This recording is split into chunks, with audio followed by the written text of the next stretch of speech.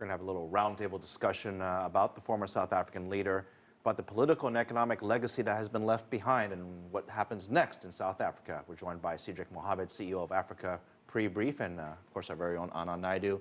Gentlemen, welcome.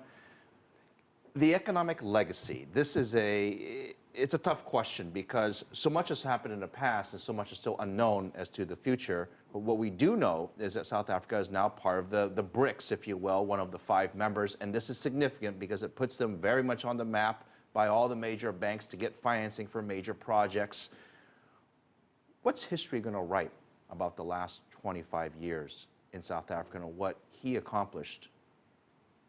Well, I think it's a mixed bag, but essentially his role was to unite the nation, reconcile it, and put it on a sound political footing, giving it enough stability for a mixed economy to emerge. One side would be victorious, growth or distribution.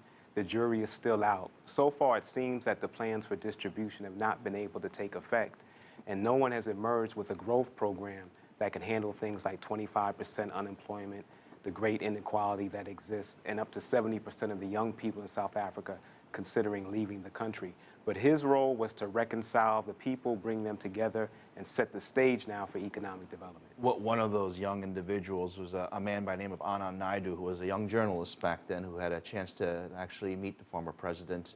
But I want to ask you about your experience. You met him, but you also met so many people who, for lack of a better word, oppressed. And since then, there's been so much changes, and it's brought about a bigger working class, a bigger middle class. Is that still being celebrated today, you think? Well, I don't think it is, actually, because if you look at the emergence of the middle class in South Africa, it is, I'm talking about the black middle class here, it is very small, and it is confined to a large extent to a small coterie of very well-connected individuals who have a relationship with the ANC. When Nelson Mandela came to power in 1994, as Cedric pointed out, he had to shepherd in a democracy that was going to be stable. He had to make compromises. He had to manage all kinds of things. One of the things he had to manage initially was white fear, that there would be, we heard redistribution of wealth so many times. That was one of the things that he had to manage. The other was he had to manage the expectations of the black majority. It would have been very hard for him to say to them, look, we do have political freedom today.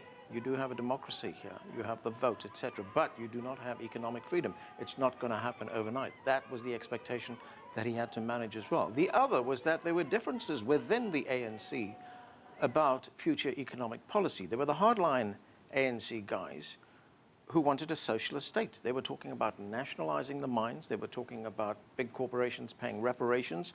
They were talking about canceling the debt that South Africa had owed. So he had to balance and manage all those things at the same time.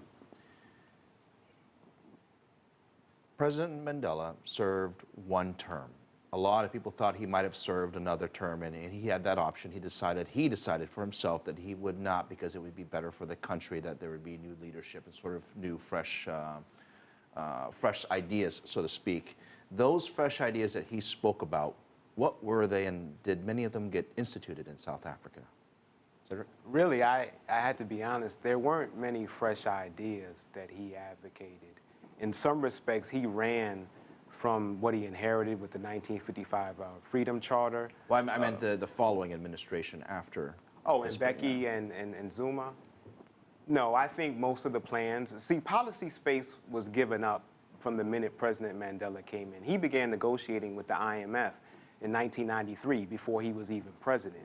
So all that you've seen are neoliberal programs, whether it's been NEPAD, whether it's been the various national plans that you see, there's been nothing that has really deviated from this idea that you have to comply with what a multilateral institution or a foreign donor wants. And that was the point that my colleague here brought up.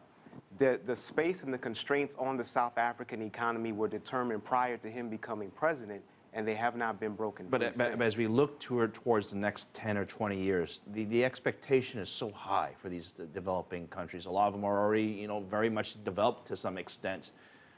What will the priorities be now for the economy, for the politics? You're right. The expectation is high for developing countries. Unfortunately, the expectation is very low in South Africa because one has to say it. The reality of the situation is that South Africa has been badly mismanaged And it started, I guess, after Mandela left office. But since then, you know, look at fundamental issues in South Africa, things like education.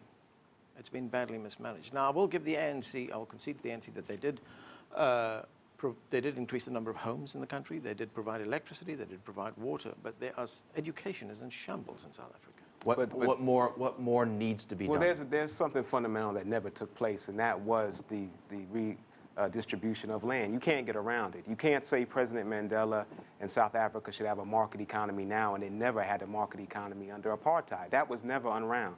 You never had capital transferred, land transferred, and there was even knowledge transferred. One of the best things that's happening is inside of the sugarcane industry, where you have black farmers receiving technical assistance and mentoring from white farmers. There has to be a transfer of requisite knowledge. Now, I would say this: the diaspora has to return home.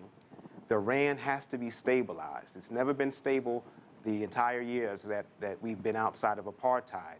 You also have to have a massive amount of capital infusion into small and medium-sized enterprises. We only have another minute left. Anand brought up a very good point earlier, and something very near and dear that we talk about all the time on Biz Asia America, and that's education. The unemployment rate is too high in South Africa compared to anywhere else in the world by any measure. Can education alone, if you were to somehow improve education, is that enough to solve the unemployment problem, or does there need to be something else, some other solution from some other locale? Well, I think South Africa also has to diversify its economy. You know, look, when we talk about South Africa, we hear that it's a rich economy, that it's wealthy, etc. But, you know, a lot of that is in sectors like financial services. You know, it's not a bricks and mortar economy which is providing jobs. You know, one of the scary figures I saw about unemployment in South Africa, you mentioned the figure of 25%, but 70% of those unemployed are under the age of 35. That's abysmal. Cedric, that's a problem. Yeah, education takes too long. You have to have the diaspora return home to meet the skills gap. You have a tremendous brain drain that goes on. Also, you have to have some type of capital investment. China is in a wonderful position to finance many of the entrepreneurs and small business owners in South Africa. They could play a role as a rational economic actor. But I would say certainly education, secondary and tertiary education is important. But if you want to solve this within 5 to 10 years, that takes 20 to 40. This is unfortunately, we don't have an answer. But I do want to thank both of you for being on the roundtable. Cedric Mohammed, of course, Anand, Naidoo, thank you very much. We'll continue this conversation another time.